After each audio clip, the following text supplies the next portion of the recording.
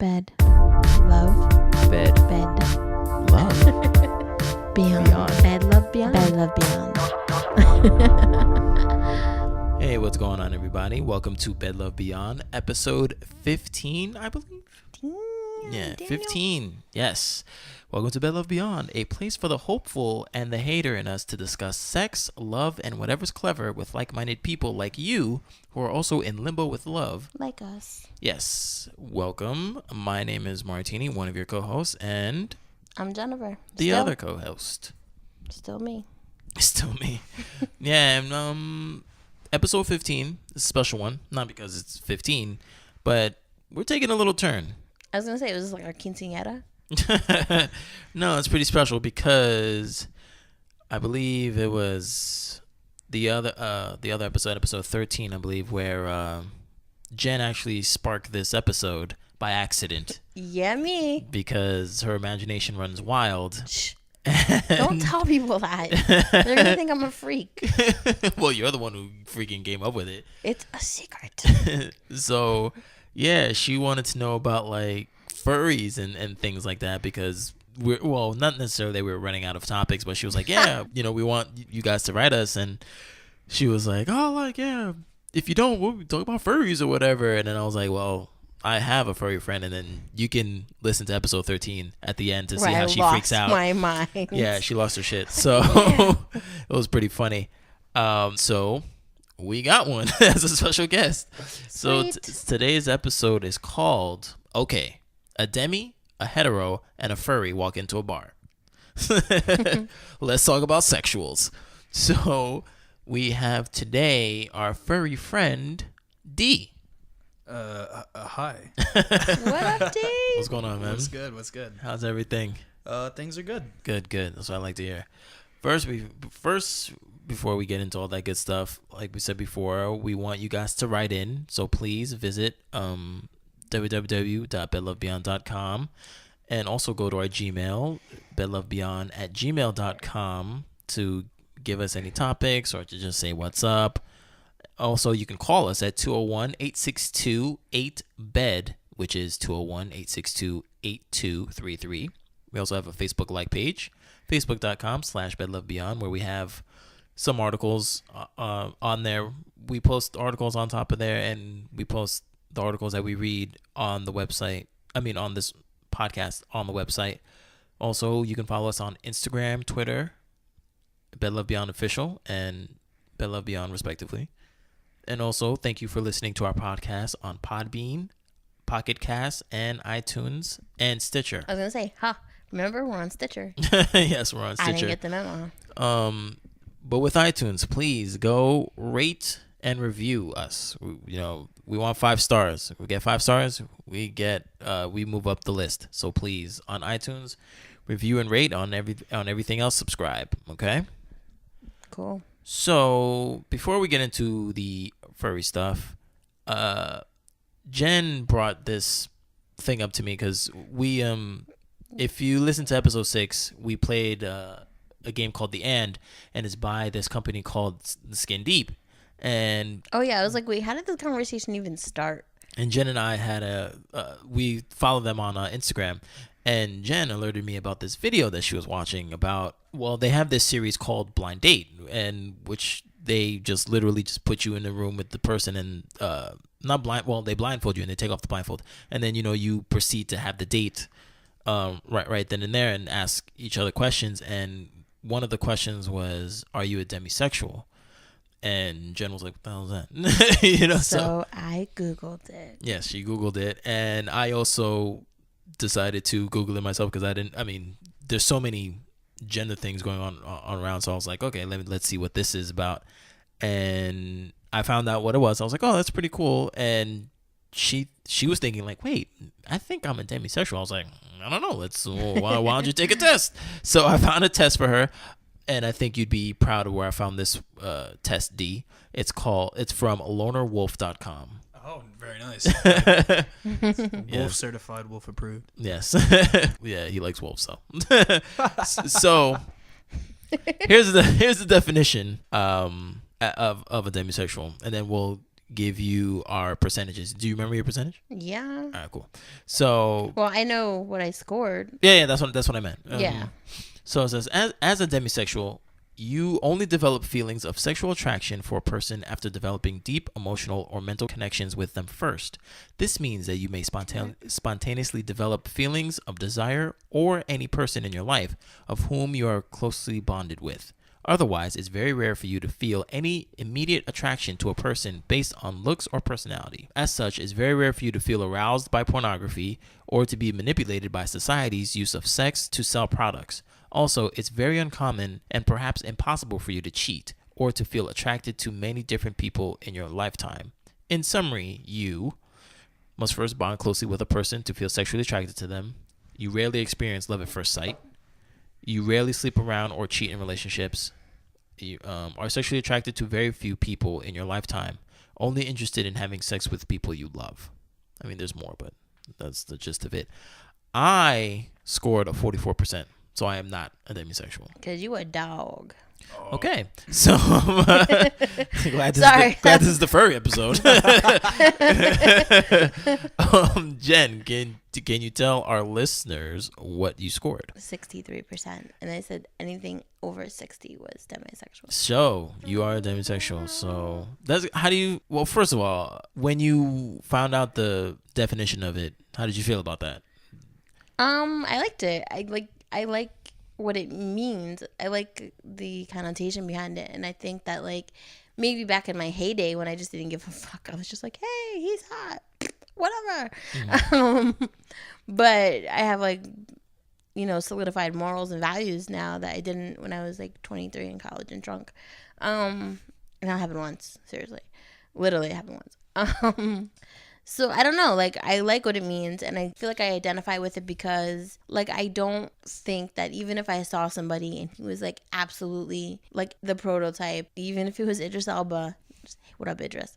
I just don't know if I could, like, be like, so my bedroom's on the second floor, I won't come holler. Like, I don't know, I'd be weird about it. I'd be like, I don't know. It's like it's an intimate thing, like, I don't know. Like, in my head, I'd be like, damn. But, like, in reality, I'd be like, I don't even know if you love me. That's weird. Bye. Gotta go. I don't know. I like what it means. I like the connotation behind it. I like it's like a definitive thing. Like, that's how, if you believe in love and stuff, like, that's how it's supposed to be. Like, you're only supposed to be in love with that one person.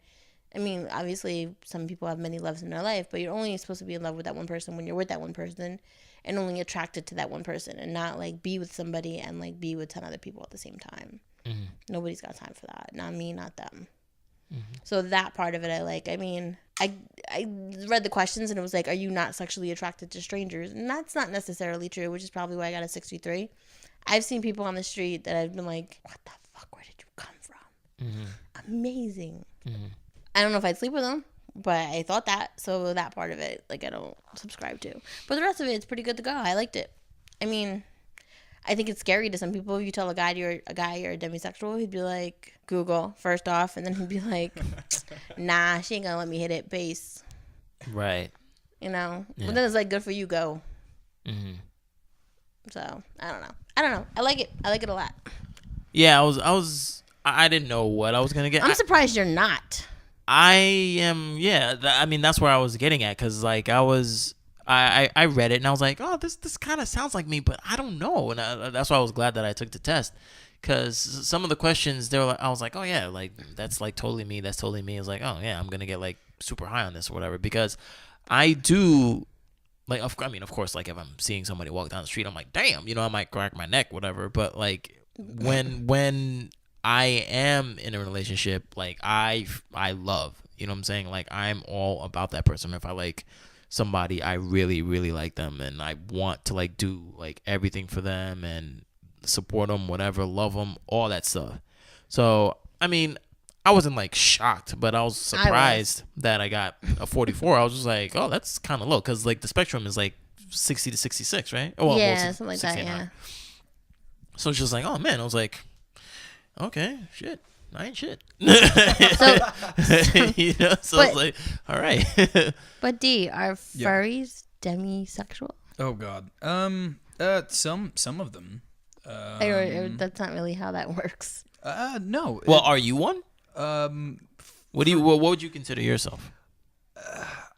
We should have made him take the test. Yeah, I should have. No, I don't think I find myself these days kind of feeling that way, less like just kind of seeing someone and being immediately like, oh, cool, we should like totes screw. But I think that's more like less like with the Idris Elba thing. It's like not so much that I wouldn't do it. It's just so much that I know that I would be so painfully awkward that I'm not actually attracted to the idea. It's that I'm just very scared of it actually. Yeah, I totally agree with him. I totally agree. It's not like, oh, it's not because I'm not in love with you. It's more just like because I'm just going to make really weird sounds and just like be a puddle the whole time. Just be like, oh my God, I can't believe this is actually happening. It's Idris Elba. Like I, you know what I'm saying?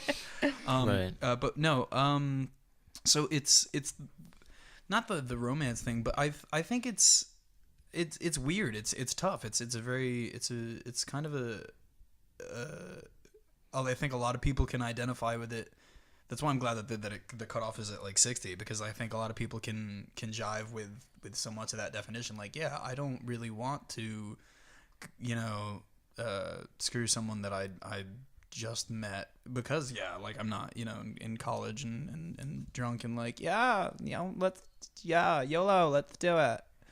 but because standards and morals and like just I don't have time for that kind of emptiness, just kind of just wanton sexual. I'm not ragging on it, but like I'm not into it anymore. It's too much work, to be honest. I think the game has changed. Like, as hard as like, I mean, it's not the conversation for today, but the relationship game has changed. Like, it's not more like, it's not that like we date, we go out, and it's just me and you. Like, when you meet somebody, you really don't know what the fuck their intentions are, and like, and half the time they lie to you anyway. So you're just like, okay, so to like just sleep with some randos, like, where the fuck is this gonna end up? Like, I'm gonna sleep with you today and then never hear from you again, and then like spend a week feeling bad about myself. Yeah, and no one's got time for that. Or it's like, hey, cool, we're gonna do this the one time, and then like, cool, I'm gonna get a text message, every hour afterward, like, hey, just letting you know that was like really cool, and it's like, oh fuck, oh no, That's oh the no, guy's it's gonna like, be whoa. it's gonna be one of those. Oh no, oh I'm so sorry, but it was. Oh no. Do you already think that you're gonna feel bad about yourself if it happens, or you're just saying that? Like, do you know yourself? Like, if you did it, like, I know I'm gonna feel bad about it. I haven't had relations with someone who I hadn't been or wasn't in some kind of relationship with. Yeah. In a really, really, really long time. Mm-hmm. So I don't know. And like, the show and the audience knows, like, this is my first time being completely single for like I've been single for like a year now, and like, I don't know, I could have like done anything I wanted to. Free fucking bird, dude. But I didn't, because I can't. I'm not built like that. Well, I'm a demisexual, damn it. That's what I was gonna say. I was like, you're demisexual. Like, there it is. There we go. The moral of the story. No, but it I like it when there's a definitive definition for whatever you are. Yeah. Like, that's cool. If the word wasn't demisexual, I would have said like faithful. What was the other one that I told you? Asexual. No, is it no. What's the one that like people, they're like attracted to people's like minds? Oh, sapiosexual. Sapiosexual. Some guy told me that once. He's like, I'm a sapiosexual. I was like, I gotta Google that real quick, because I don't know where this conversation's going. Yeah, I wouldn't have had any idea. Right, yeah. I would have been like, I'm sorry. Yeah, sapiosexual has to do with like, do you want to tie me up? You're attracted to someone's intelligence. You're attracted to humans. Great. To their Thank like you. intellect. Hence why I Googled that. Like, let me not sound dumb on this conversation. Yeah, that's true. I forgot about that. So let's just get to the freaking meat and potatoes here. I'm so excited. Yeah, she can't wait. She's like shaking in her like chair. She's like, come on, just let me ask the questions. So all right, I'm gonna like turn around like Phil Donahue in a second. I'm like, so. Jeez. right, so It could be worse. I could have said like okay. Oprah or something. All right, Like, cool. how does that make you feel? I have like I told you while we were coming here, I have the definition of what a furry is, but I want you to tell the listener what to you is a furry. All right, now, do you want like the all-encompassing definition or like what? Like, Oh, like the technical? yeah, like I have the technical. You can do all right. you can do the all encompassing. Because I've crafted I've answered the question so many times that I've ended up crafting an almost Wikipedia like the definition of it that I Well, this is where I got my definition from. yeah no, that makes sense. Yeah. Okay, which I'm gonna preface all this, by the way, by saying that this is all just my opinions and my anecdotes and whatnot from being in the fandom for 13 years since I was a wee lad. So I'm speaking for myself and what I've observed. I'm not, I guess I'm the resident expert, but I'm not saying that like, oh, this is, everything that I say is 100% true, and like you can go like meet one and be like, oh no, this is what you do, right? And they're like, well, no, and you're like, yeah, I heard it on a thing, and then they'll be like, really, like, come on, man. All right. Yo, he pulled up a Word document, son. Yeah, right. No, the broad definition of furry is pretty much anyone that is a fan or like a hobbyist enthusiast of anthropomorphic animals, and that can range from anything like werewolves or to like Looney Tunes, Teenage Mutant Ninja things of that nature. But that's just kind of the Fairies? No fairies. it's fringe. It's Okay. like fringe, like they're furry-ish. I don't think like their furries would be like. There's gonna be some because there's always some, but like some. They're not, It's like she doesn't have enough fur. furries are like, baggage. yeah. They're gonna be like, that's too much skin. Like that's not pure enough. But so the definition that I've come up with though, kind of embodies and answers a lot of the questions out of the bat would be something. People that have become so disenfranchised with humanity that they relate more closely to anthropomorphic animals, and that's kind of the broad term that I guess is applicable for the most part. Okay. What's Wikipedia say? Well, Wikipedia says the furry fandom is a subculture interested in fictional anthropomorphic animal characters with human personalities and characteristics. Mm-hmm. Examples of anthropomorphic attributes include exhibiting human intelligence and facial expressions, the ability to speak, walk on two legs, and wear clothes. Hold up. Was McGruff the crime dog a furry? He can be considered that by definition. Yeah, he's anthropomorphic. I mean, he's not like really real, but like, let's just say the guy. He's not a furry. Let's just say the but, guy like, who wore the costume like wore it a lot. He could have been a furry. He could have been really jazzed by it. Yeah. Could have been really Really jazzed. Like, yes. Furry fandom is also used to refer to the community of people who gather on the internet and at furry conventions. True. Yeah, that's actually all pretty on the head there. Wikipedia, you came through. Yeah. Who would have thunk it? So I know it says like a subculture, but is it still really small? Like, because it says furry conventions as opposed to furry convention. Do they have one all year round, or do they just have one like a Comic-Con? Oh no, they are vast. There's one this coming weekend, I think, in Atlanta, maybe. There's one in September in Vermont. There's one every year in Pittsburgh in like July. There's a ton of them. There's usually, if for all around the world, you can find one, usually at least one a month, depending on where you are. Wow. And attendance can vary from, like a smaller, like 800 person convention to Anthrocon, which is the world's largest in Pittsburgh, which has attendance in the like high, I want to say 10,000 ? But don't quote me on that. That's but still big it's- though. Yeah, thousands of people, which is That's awesome. That's a lot. Right. So yeah, it's pretty big. Mm-hmm. It's a big thing. That's pretty cool.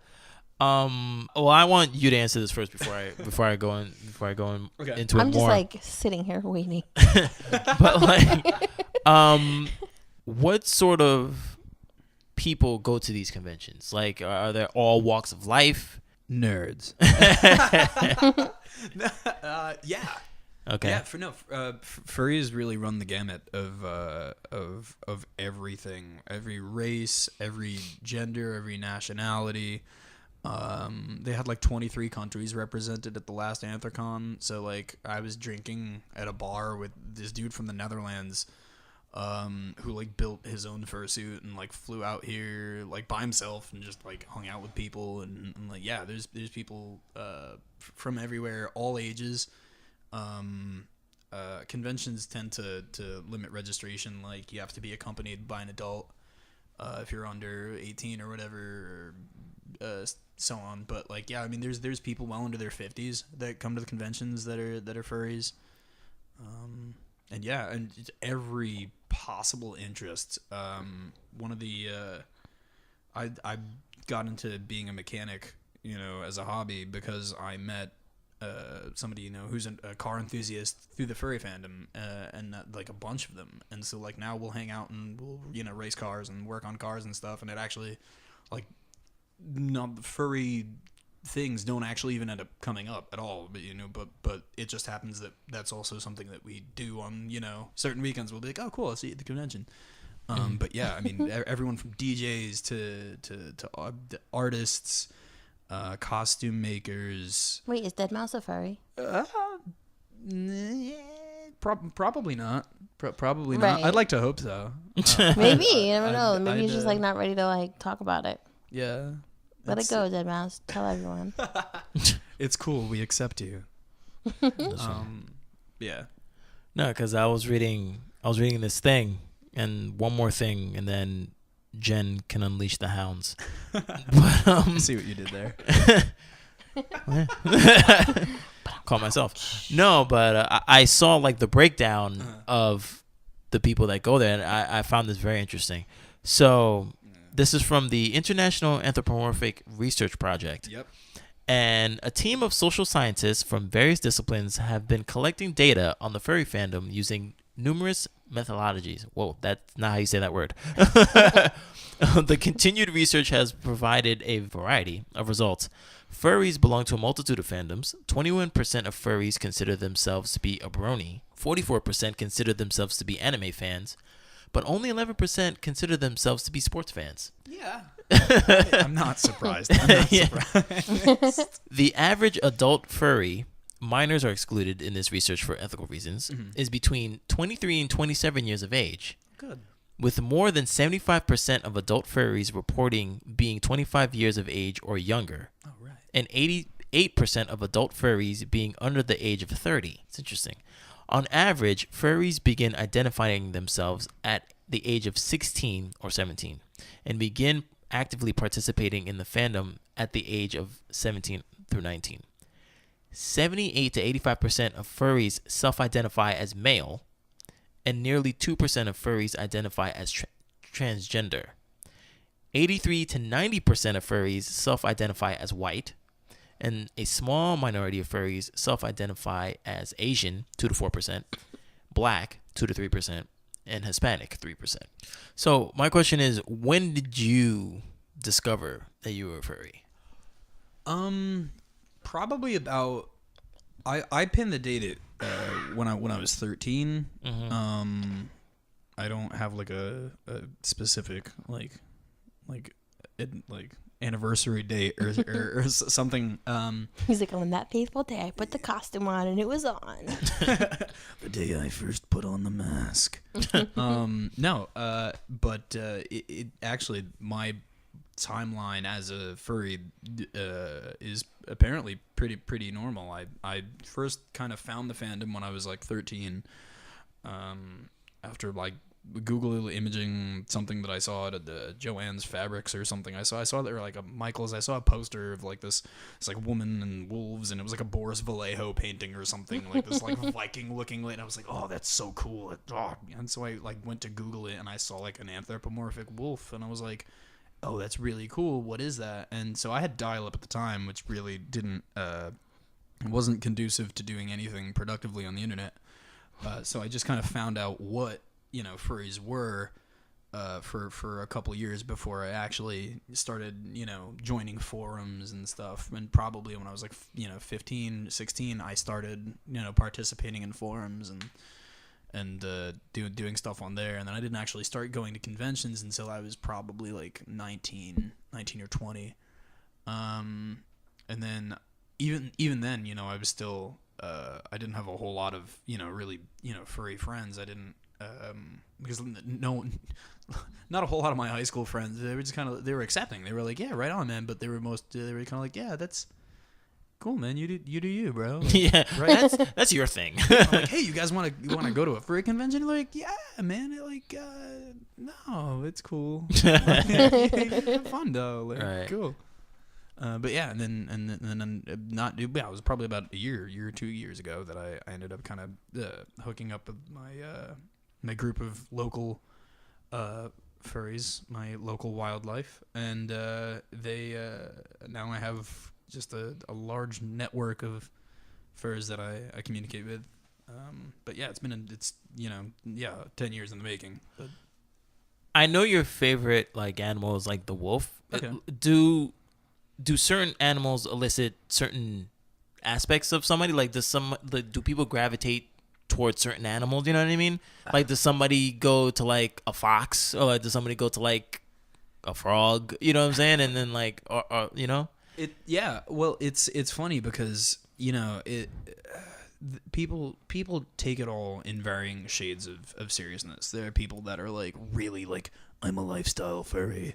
And like they take their stuff really to heart, and they're like, there are people that are Therian, that believe that they are, like the spirit of a wolf in a human's body, that type of thing. And like, so there are people that, it means like that much to them. And then there are people that are just like, oh, cool, otters are cute, I want an otter character.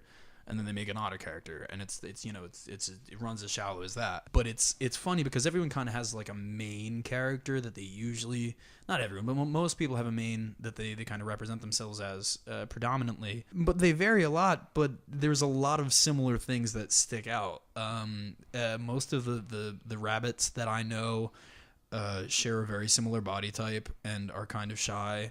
That's what I was trying to get at. Like, yeah. Do the people who like rabbits, are they like similar, and people who like wolves, are they similar? Yeah, they're very different person to person, but there's a lot of similarities that you notice when you're together, and someone's like, oh, well, yeah, that's because you're a rabbit, and then they'll kind of like look up and be like, oh shit, yeah, he does that too. Oh, that's so weird. We all do that. Like, that's cool. There's a lot of little moments like that. Yeah.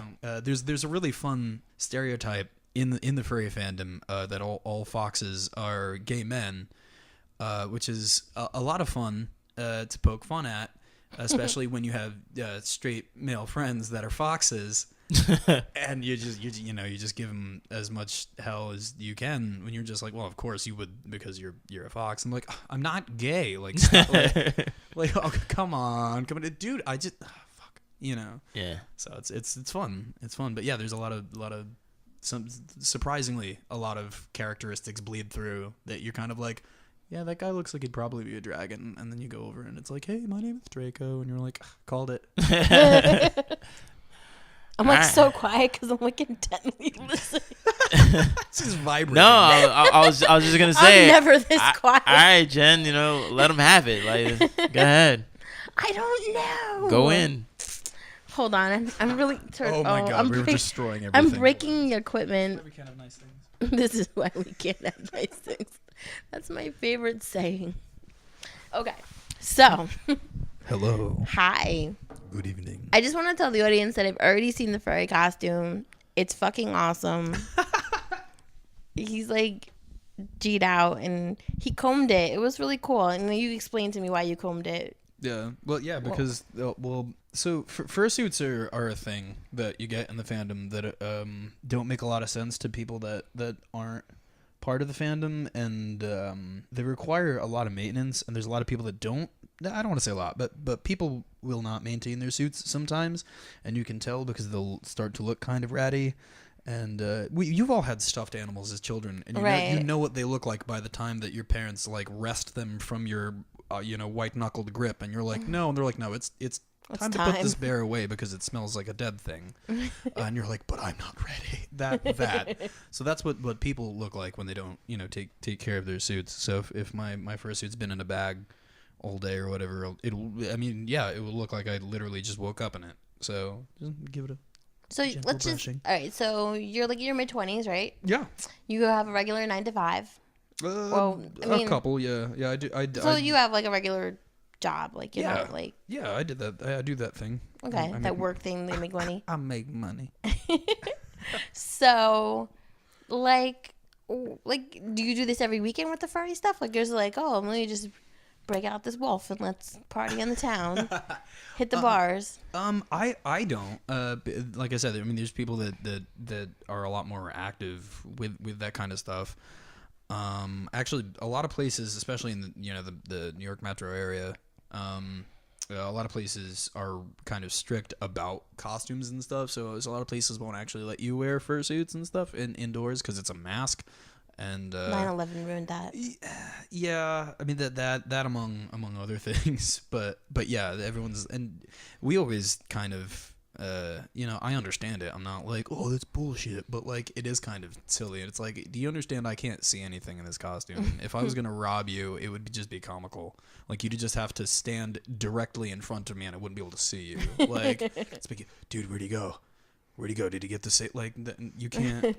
And also, it's not exactly inconspicuous. It's a giant blue wolf costume. It's not like I'm gonna be able to make a smooth getaway, So, right. So it is a little frustrating. But I didn't have a local, group of furries to cavort with until maybe about a year ago. But yeah, usually every Friday we meet up, and we don't do anything expressly furry, but we'll just go out and grab dinner, and it'll just be a group of like 15 to 20 furries, and we'll go and go to a restaurant and eat, and maybe sometimes we go to somebody's house and play video games or watch movies, or sometimes we go get ice cream and sometimes regular shit. Yeah, exactly. Yeah, like normal humans.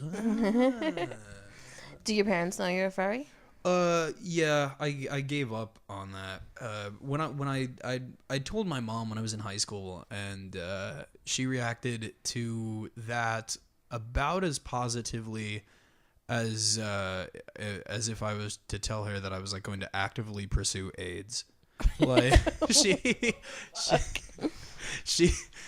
I'm pretty sure her exact words were something along the lines of, "I would rather you be a drug dealer than a deviant."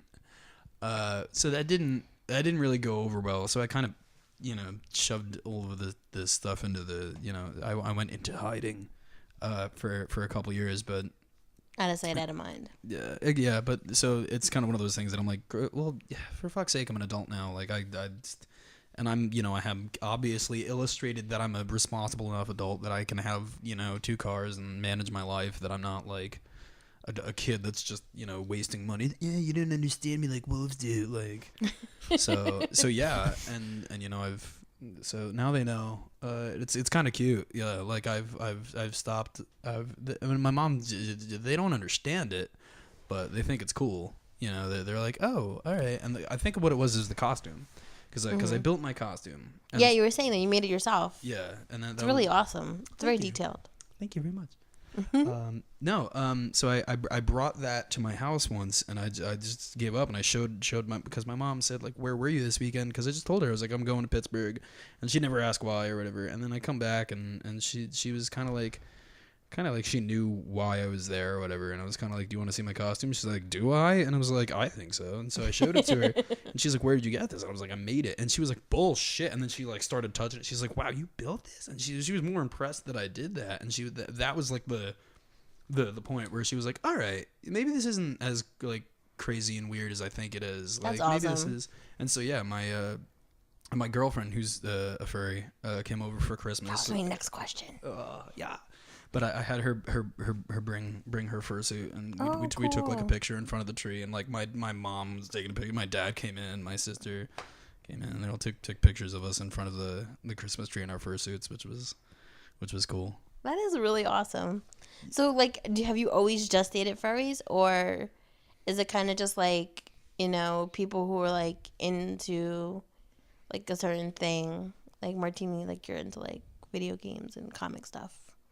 Nerd. It's like high five, nerd. But like, would you like, so Martini may like be more interested in people who are into those things. Like, are you more interested in people who are just into what you're into?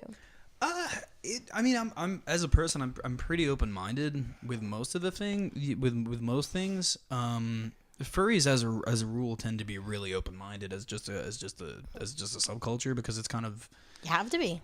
and it's a community. It's a tight knit. Excuse me. It's a tight knit community. So like, it's one of those things that if we recognize you as a part of us, or if you're cool with us, you're family instantly. You know, you're part of the part of the pack. Yeah. But yeah, I mean, you become right in there, and there's very little judgment as a rule surrounding that. So I'm pretty open in terms of people, but whomever I date would have to obviously Be accepting be accepting of it. You know, I'm not saying that they have to be a furry, like pick your animal. But I think most people, I think there's a little furry in all of us. I'm saying it like seems like intriguing and exciting. I just think I'd pass out inside the suit. You would. It gets it gets crazy hot. Right. I'm like warm in here right now, so trust me. Are non-furries allowed to go to furry conventions? Absolutely. I brought one of my friends from high school because he was kind of the one friend from high school. He's one of my best friends in the world, because he's like one of those people that no matter where I'm at in life or what my next decision is, it's like, hey man, I want to be a musician or whatever. He's never, he doesn't rain on my parade, even if it's a dubious decision. He'll be like, he'd be like, yeah, dude, all right, cool, like, and he'll just kind of go with it, and then just kind of let me run with it. So he's always been very accepting of everything.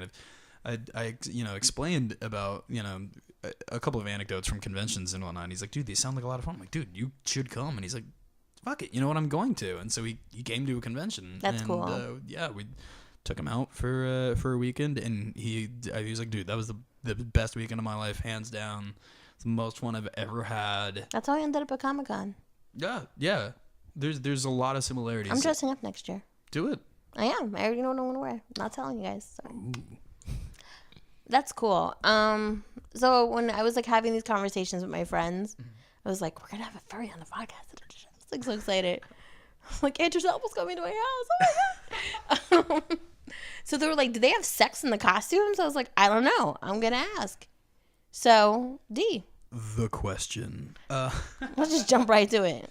No, that's another one of those things that I think there was a lovely episode of CSI that did a very humongously damaging blow to the furry fandom as a whole, because of just how, I don't want to say it misrepresented a lot. It did a lot of things poorly and didn't explain enough. No, the majority. First of all, I think the last time I checked the statistic, it was like only 30%, I think, of the fandom has fursuits. In general. Oh wait, so not everybody has to have a suit? No. That's a fringe, not fringe, but that's only like part of it. That's less than a third. Wow. That have suits. So I could be a furry but not have a suit. You could be a furry and wear just like animals. Yeah, exactly, and just like come animals. to a convention. Yeah, animals are rad. We're on that page. Most of us, yeah. We're a fan of animals. But yeah, it's not a requisite, and it's not like I'm ubiquitous. almost a little disappointed. Oh no. Why? I don't know. I just really thought that they were like getting it on in their suits. There's We haven't gotten to the nightlife portion of the furry topic, so you still might get your answer. I feel like you know more than I do right now. I don't. No. So I mean, people do. Some people do. As a rule, they don't. You don't have to say that to make me feel good. No, it's true. It's true. But because here's the thing, though, is some of these costumes cost in the tens of thousands of dollars. Yeah, I mean, I'm not doing like no, sweating all up in there. Yeah, like I can't imagine, and they're it's a bitch to clean in general, right? Just to clean it because you have to. Let alone getting bodily fluids off of it. Exactly, and they don't they retain the smells a lot, which is why if somebody doesn't clean their suit, you tend to know. So like just the amount of cleaning that would be involved, the amount of work as a rule, and maybe just the head. Maybe just the head. Maybe just the head. Just the tip. Just the tip. But yeah, it's not a majority of people. Interesting. That do it. I'm not saying that there's probably not. I would say that there's a lot more carnality to a lot of furry sex than most standard vanilla sexual relationships. Didn't they do something about furries on True Blood, or am I imagining that? Nobody knows. Great. I had no idea. Audience. Oh my God, Fantastic Mr. Fox. I think if I was a furry, I'd go as Fantastic Mr. Fox. You could do that. He's awesome. He is fantastic. He does the little whistle thing with. He's really awesome. You guys. I heard a lot of furries went to go see Zootopia. Oh yes, that I actually went with our group. We went with like 20 people. Oh. But I'm so thrilled about it because we finally have something.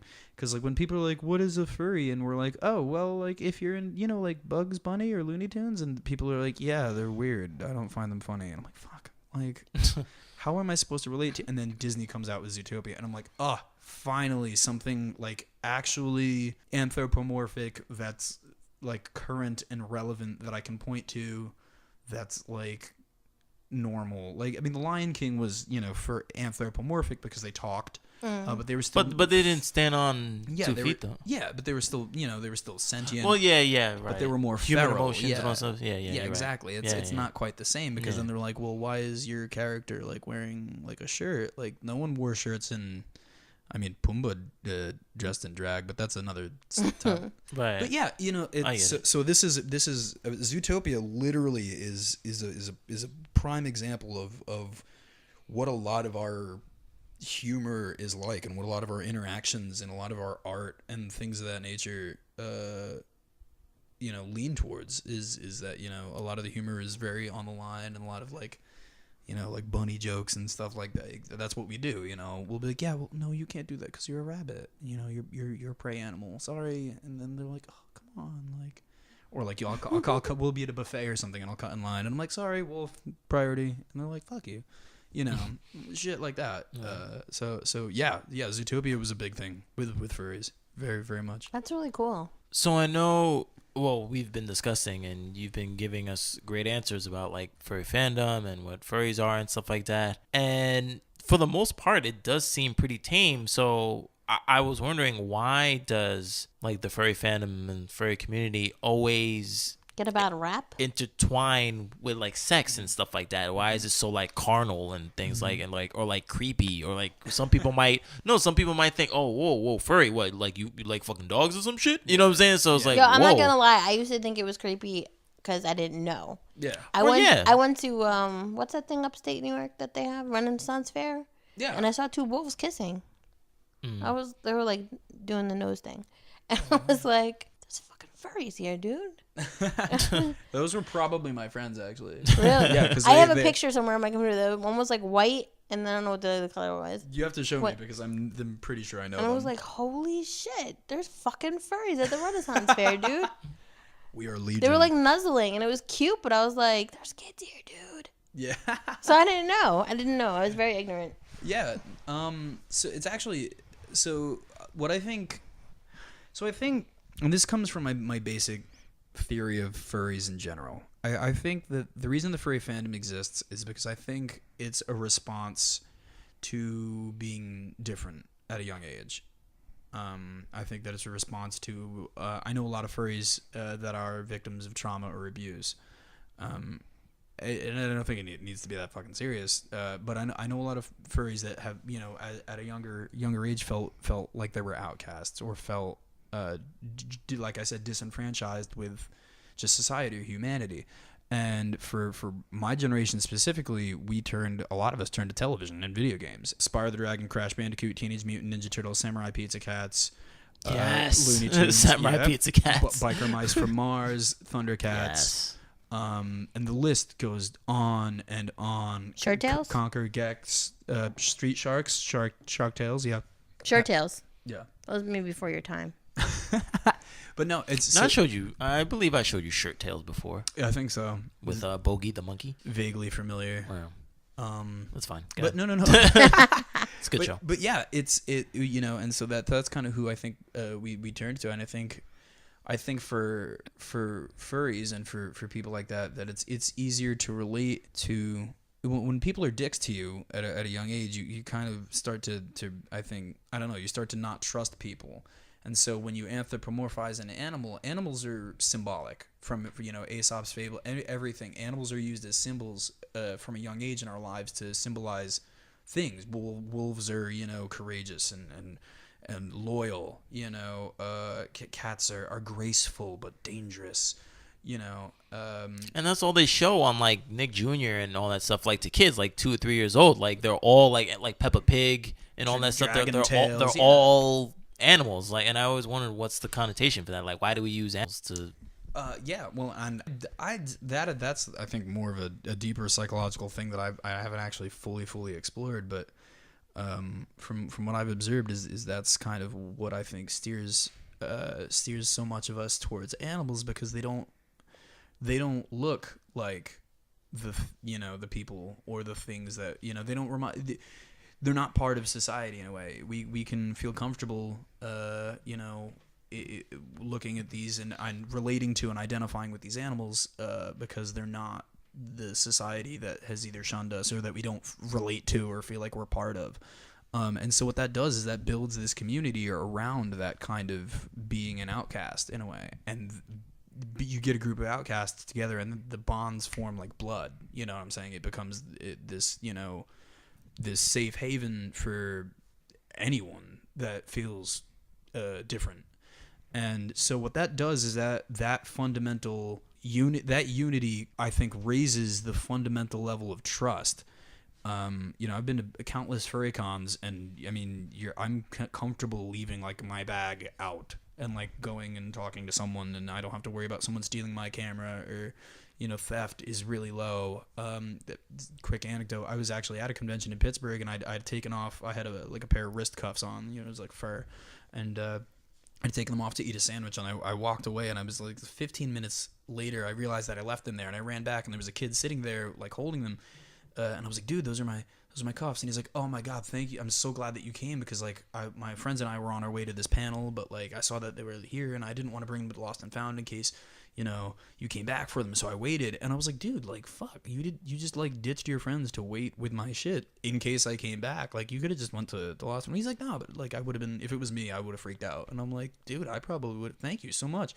And then I ran into him. Yeah. And I was like, shit, who does that, man? And then like I ran into a bunch of people at the dance later, and this dude is shit faced, and he's just like, he sees the cuffs on me, and he's like, dude. And I was like, dude, who are you? And he's like, my friend was so worried about you, like not finding those, man. And I was like, fuck, dude, this was a thing. Like they had a whole conversation about it. It wasn't, yeah. And I was like, dude, people aren't like that, you know, where I'm from. People, you know, so it's that fundamental level of trust, I think, is higher. And so because it's a safe space, because it's a more accepting place, that's why I think you see a lot of people experimenting sexually. And I think you see people more comfortable.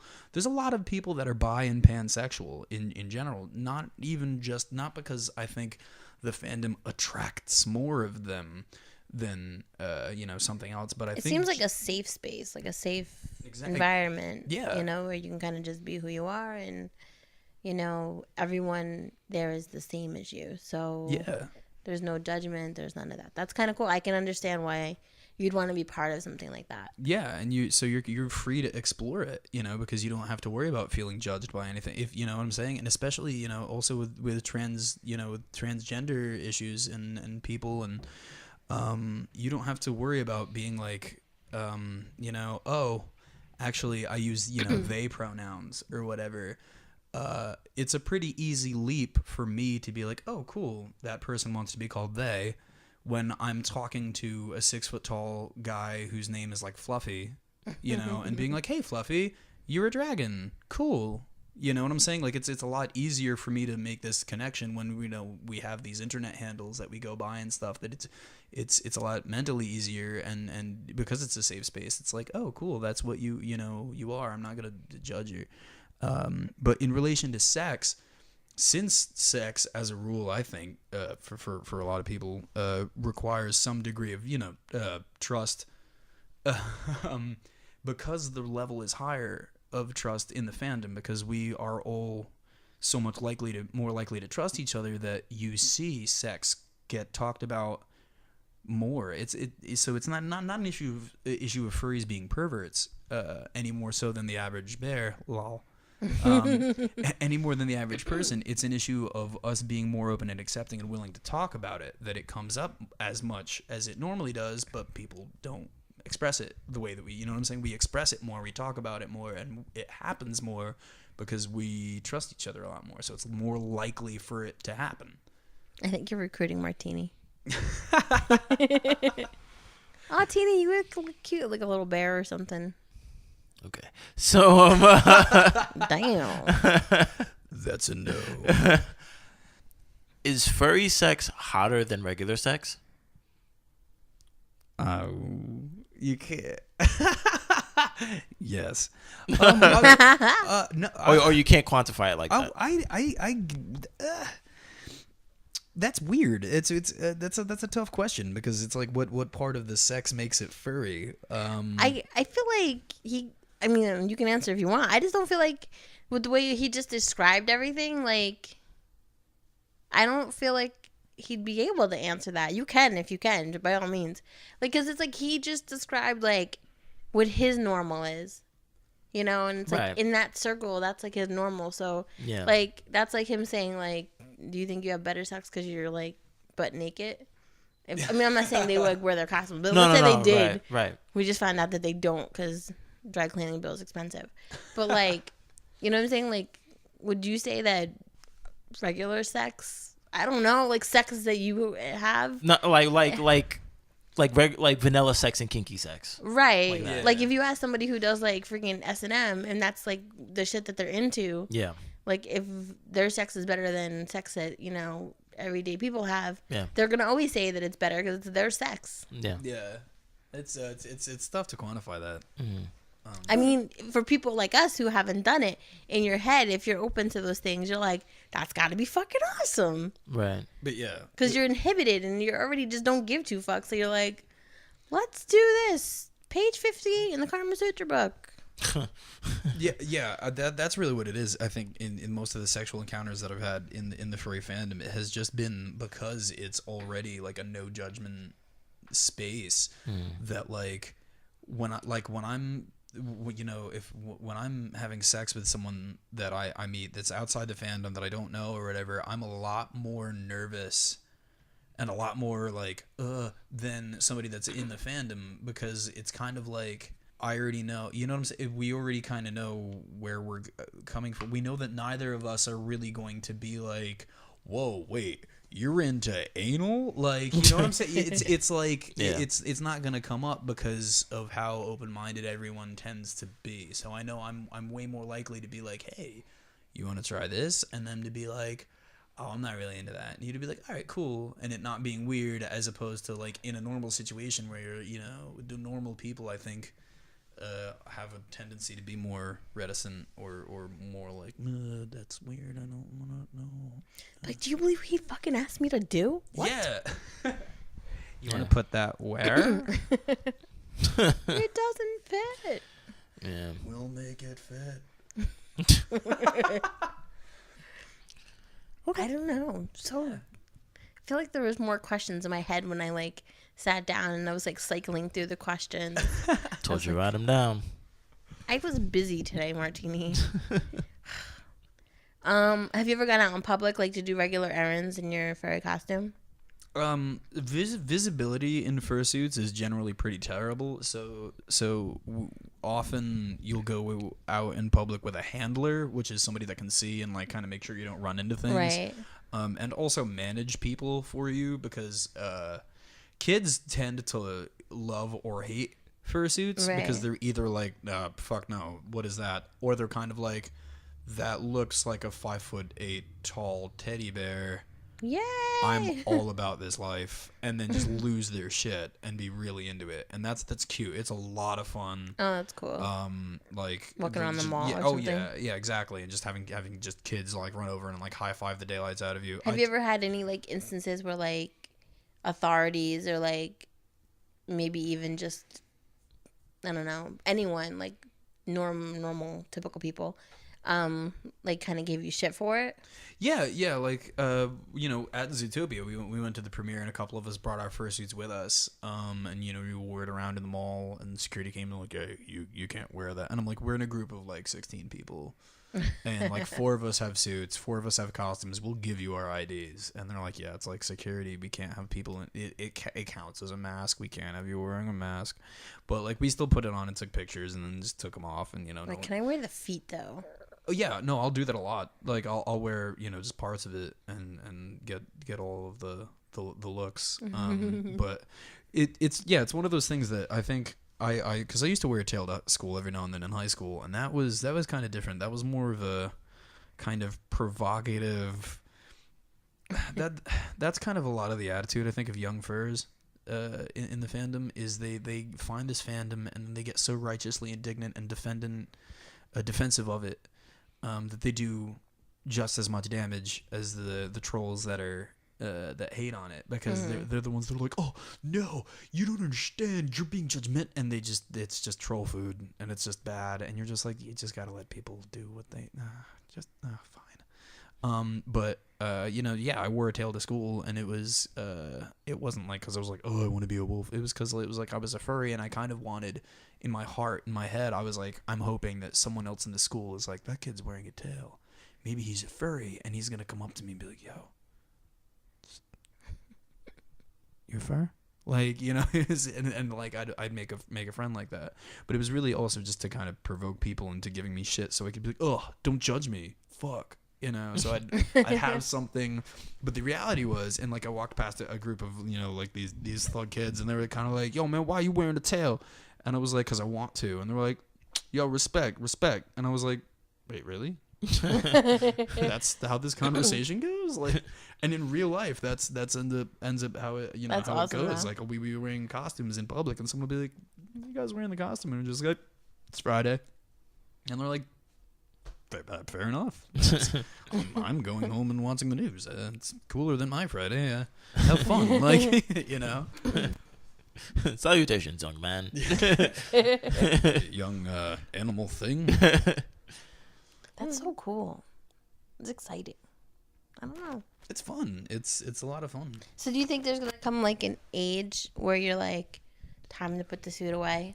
That's actually something that comes up in my head, because, you know, I haven't seen any of my friends personally like leave the fandom, you know, or call it quits because, you know, they've gotten too old. You know, you read there's a website, Fur Affinity, that's kind of like Furry Facebook.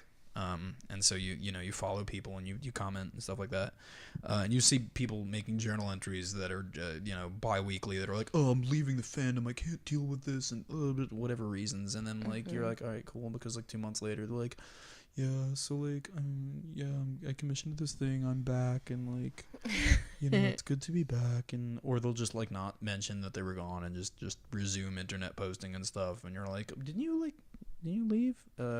But it's a weird thing because, yeah, you know, the demographics say, you know, After 30, it starts once you trickling down. hit 30, you gotta, you know, hang it up. Now, when you go to the convention, do you ever see people like in their 30s, 40s? Yeah, absolutely. Yeah, you see them. I guess it seems those statistics are I'm very, I don't want to say like yes 100% true, but yeah, they're very very accurate. I mean, From your experience, they pegged you. Exactly. They had me dead to rights on that. So I can't. Would you argue get with married in your furry costume? Yeah, totally. That's fucking awesome. Yeah, like, but that's just me as a person. Like, I don't think like furries are like, yeah, we should all. I mean, oh no, I'm just saying, like, so I mean, sweet. if it's There was. I mean, people propose at conventions, and it's really cute. It's really, it's painfully cute. And like, actually, one of the artists that I commissioned something from was doing something for like their her friend's wedding. And it was like, a piece of their two characters, and somebody did like a sculpture of the these two people's characters that were getting married, and it was the cake topper. Oh, and that's it's so got cool. like their the one character with in the tuxedo, and like, so like, yeah, some people incorporated that fully into their life, but I feel like whoever I end up marrying is gonna have enough of a sense of humor that Be down for the cause. Totally. Or at least at some point. Like, at least take pictures in your tux exactly. and dress with the stuff on. Yeah, popping bottles out of the roof of a limo. That'd be so hot. Yeah, I'm all about that. I'm life. excited. I don't know. It's not even happening. I'm excited. She's excited for my wedding. I know. That's funny. Oh my goodness. So what is your character's name? I know we like briefly discussed it off air. So my my character evolved over a decade or so. But I chose a very 13-year-old name for my character, and I named him Dark Wolf. And he had started off in my head as this very anti-hero, Frank Castle, solid, just stoic male Clint Eastwood. I'm no hero, kid. Like anti-hero, like. Everyone is like, what are you gonna do? And then he saves the day, and everyone loves him, and he's just like, yeah, like, and that's where I was when I was 13, because middle school and puberty decided. Sounds like Daryl from like Walking Dead. I mean, like that kind of like character, like the grungy kind of like badass, but still does the right thing kind of thing. Quiet loner, like. I saw a Dark Wolf. He's a G. He's got the bandana. He's hot. He's like, I don't know. I wouldn't cross his path. So he's fresh. Aren't you gonna put the pictures up or no? Yeah, when we air this episode, I will have posted the pictures. Photographic evidence. Fuck the meme of the day. I'm posting the picture. But yeah, as that, and that was my character, and then kind of as I grew up and grew older, I realized that this character wasn't really representative of me at all. Which is okay. I mean, some people's characters are like the antithesis of who they are. Like, I know people that are really sweet, really nice, that have characters that are complete dickheads just because they don't ever get to explore that part of themselves. So it's fun to, be in this, role-playing-ish, in this to have an avatar or this persona that's completely antithetical to what they normally are. And it's fun to explore that and to be that. But, so as I got older, and I got more in touch with my sexuality and my just this life and my gender, and I realized that I'm not, nor do I ever really aspire to be that kind of stoic, grizzly, not clean shaven cigar, that was just me growing up on 80s movies and being like, oh, that's what men are supposed to be. I want to be a man so no one beats me up. That was my math in my head. So that's the character that I created. So he originally started as a wolf, but then to kind of lighten him up a little bit and to kind of and there's the the furry stereotypes in there, to kind of make him a little bit more effeminate. I added some fox to him. So he's part wolf and part fox, and then when I got older, he's by species. Yeah, exactly. And you get a lot of that. Actually, my girlfriend currently is a spider bat hybrid. What? Which is as crazy looking as you can imagine, but really, it's a really cute character because those are both very things that people are scared of, and so she's made this really cute character that's super shy and super bashful, and like her fursuit is super bashful, and when she's in suit, because she's a shy person by nature, so like when she's in character, it works perfectly. She plays it so well, and it's really cute, and like you're kind of like, this should be terrifying, but it's really cute. So but yeah, so as I made the character, he changed, and then I wanted to change his name because Dark Wolf is miserably unoriginal. No offense to the other 2,000 Dark Wolves that are out there. You're all wonderful, I bet. He said, I bet. You're all very brooding, I promise. You don't say it, but you are. No. So I added, because I'm into the anime on occasion. I wanted to change his name to Kurai, which at least the translations that I got was dark in Japanese. And so I was like, that's a little bit more original. You can Google that, and there's going to be less results. And so people aren't going to yell, "Hey, Dark Wolf," and 14 people will answer. So I changed it to Kurai Dark Wolf. And then started changing the character a bit more. And then the idea was to transition fully to Kurai, but I already made so many friends under the name Dark Wolf and stuff, so people kind of recognized. So I kept them both. And then I was actually at one party in Delaware, and there's this really shy guy in the corner. And so I introduced myself to everyone, and I didn't know anybody, so I was still miserably shy. So I'm being a wallflower. He just kind of scoots over next to me, and he just kind of leans over and he just goes, "Isn't that redundant?" And I look at him and I'm like, he knows. Because translated, my name is Dark Wolf. And then so I told that anecdote to a bunch of my friends, and they were like, Dark Wolf, and you're dark. And then somebody was like, wait, like Moon? And I was like, oh god. And so that stuck. So now like my friends call me like Dark, because I'm kind of a goofball, and it worked, and it works its way into the character. So now he's evolved from being this stoic, grizzled man, Clint Eastwood character, to being silly, very playful, very energetic, and just kind of a fun-loving goofball. And the story, the official I guess backstory, just for the sake of it being apt, because I behave more like a dog than anything else when I'm in costume, was that he's a fox wolf, and that his father was a fox and his mother was a wolf, and they were concerned that he wouldn't fit in with the pack, so they put him up for adoption at a shelter, and so he grew up with dogs. So he's a wolf raised by dogs. Which is why he's stupid and likes fire hydrants, but is also supposed to be a majestic, noble wolf. And because that's what I realized, is that I set out, my eyes probably when I, set on wolves when I was younger, because I wanted that kind of, I wanted people to know that I was loyal, because I loved my friends, and I would, I'd die for them, because they became my family, because, I didn't relate to my family. I didn't feel like they understood me, so I found my friends, and that, so loyalty and that strength and that brooding and lone wolf being able to be strong and independent, and all of these symbols that I really wanted to identify with during that time in my life. So like it makes total sense that I jumped on that, but it's not, I'm not, if you know me as a person, I'm not stoic, lone, grizzled, so I'm not, it became less true to who I was, so I changed the character and such. But yeah, so that's my name, that's my character. That's so dope. I feel so enlightened.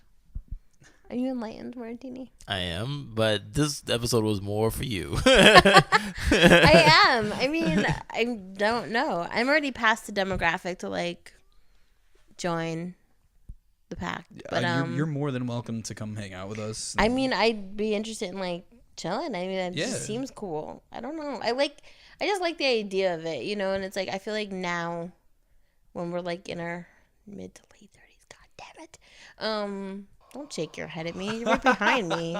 That like, I don't know. I feel like our focus is always like be an adult. It's a balancing act. Yeah. So no more time to explore. Right. Anymore. You need to settle what you chose, and then I don't need to do whatever. I can do whatever I want. there's that independence again. I know that, but I'm just saying, it's just like that's what societal that's the pressure. Societal pressure does. Yeah. Yeah. I don't know. I just think it's awesome, and I think that like I'm glad that you came to educate us because Right on. I definitely did not know half of what I know now. And I did not that I had a negative connotation on it, but I really just thought it was like instead of using whips and chains, we're gonna put on costumes and just fuck. Yeah. No. That's what I thought. I was intrigued by that too. I was like, okay, that sounds fun, but I'd pass out. Lots of fans. Lots of like ACs on 20 up in this bitch. The hotel rooms at furry conventions are usually like That's 60. Interesting. 60. Just because someone has a fursuit in the room, they're gonna get in there and they're gonna be like, oh my god. There's actually it's fun. At conventions, there's places called headless lounges.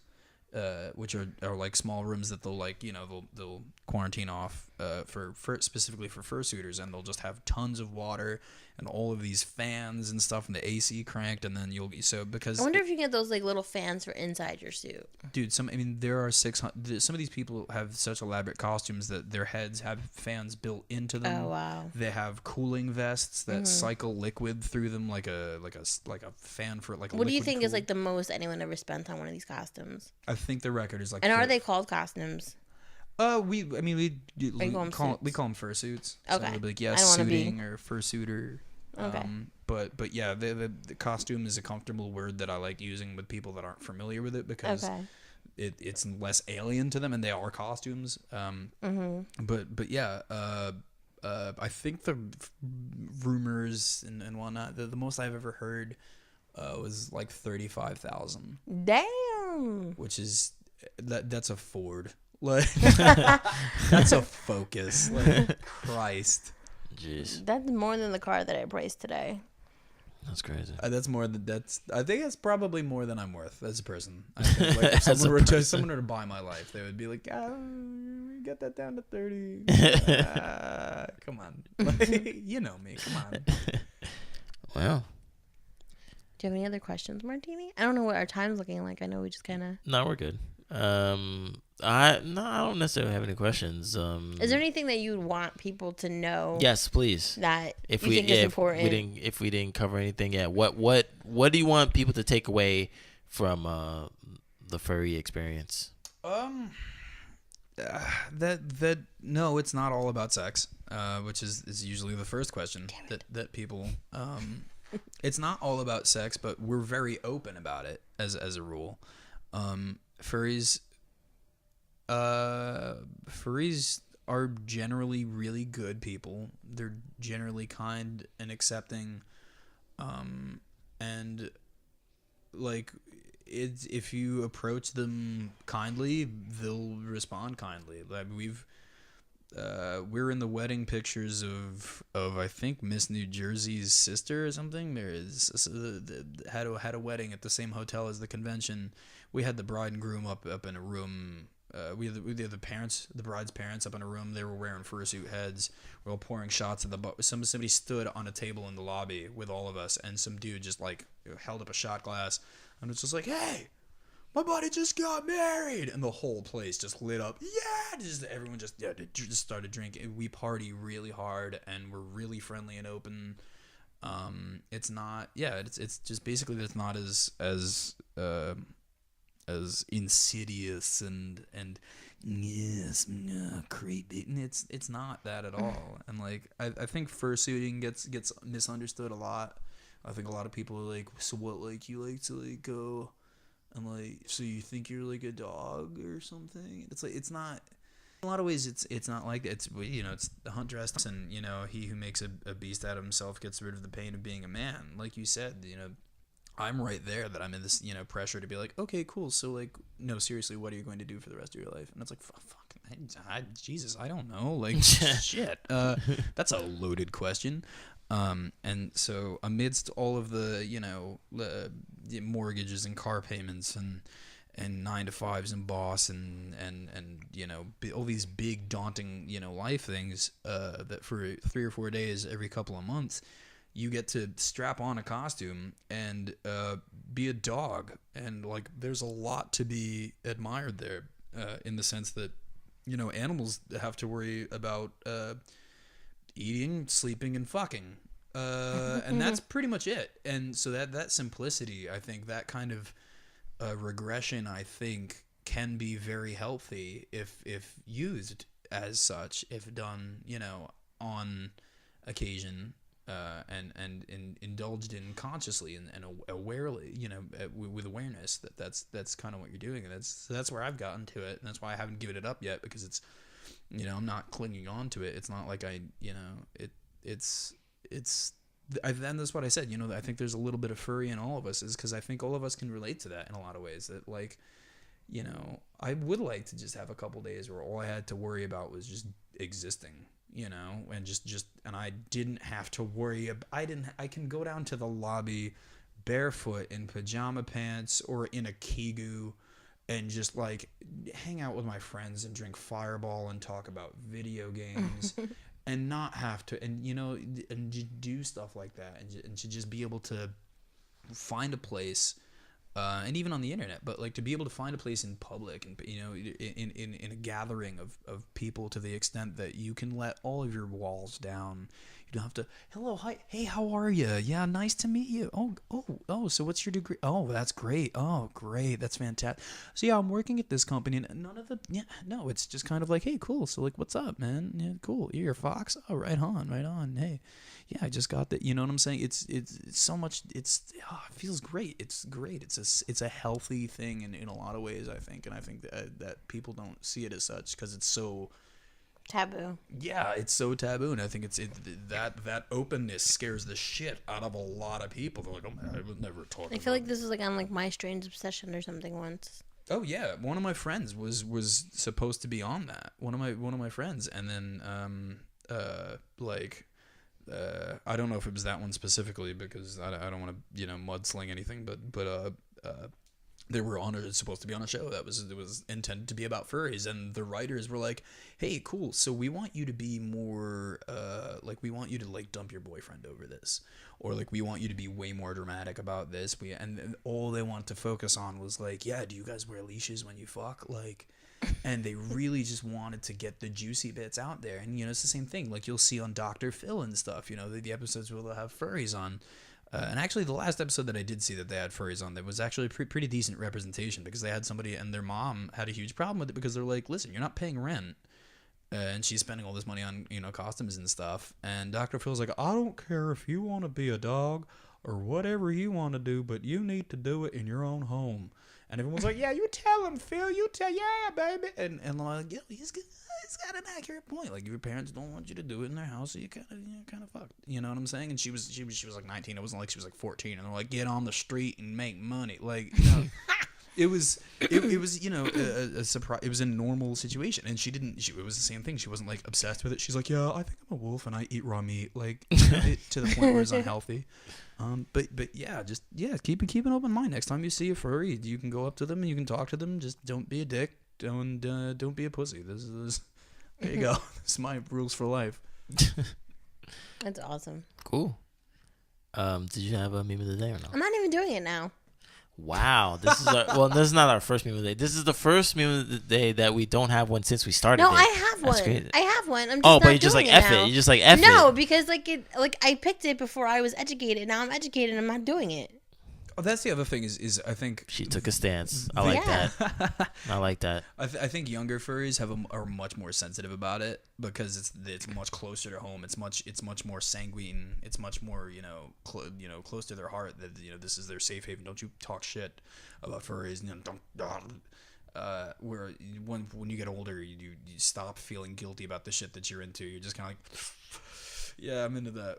Deal with it. You know, you just kind of you just stop giving a shit about other people. So like that, like, yeah, just know that like a lot of younger furries might have problems with a lot of the humor. But for the most part, we're very aware of everything, and like we make brutal fun of each other.